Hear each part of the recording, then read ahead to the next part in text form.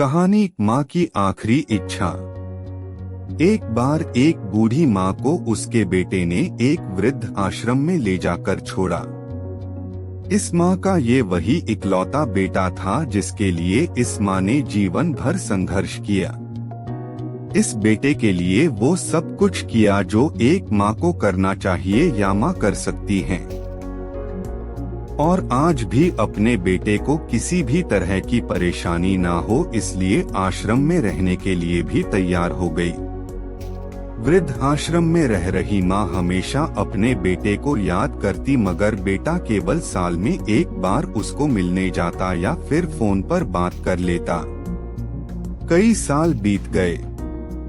वृद्ध आश्रम से बेटे को एक दिन फोन आया। उन्होंने कहा, बेटा जल्दी से आश्रम आके अपनी माँ से मिल लो, वो बहुत सीरियस है। बेटा जब अपनी बीमार माँ के पास पहुँचा तब वह अपनी आखिरी सांसें गिन रही थी।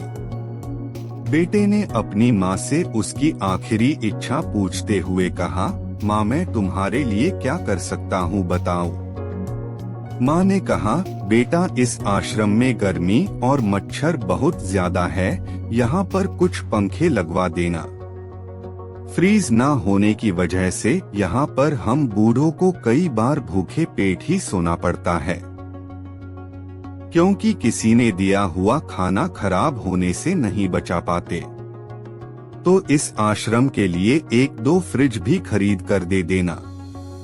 बेटे ने अपनी माँ की सारी बात सुनी और अपनी माँ से पूछा, आपने इतने साल यहाँ पर निकाल दिए पर आपने कभी भी यह बातें मुझसे नहीं कही, और अब जब आपके पास टाइम नहीं बचा है तब आप यह सब कह रही है, ऐसा क्यों? माँ ने बेटे को जवाब देते हुए कहा, बेटा मैंने गर्मी, भूख और पीड़ा सहन कर ली, लेकिन मुझे पता है जब तेरे बच्चे तुझे यहाँ पर छोड़कर जाएंगे तब तू यह सब सहन नहीं कर पाएगा, इसीलिए तेरी सुविधा के लिए मैं तुझे यह सब लगाने के लिए कह रही हूँ। दोस्तों, माँ की ये आखिरी लाइनें किसी भी बेटा या बेटी की आंखें खोलने के लिए सक्षम है। इतिहास हमेशा अपने आप को दोहराता है।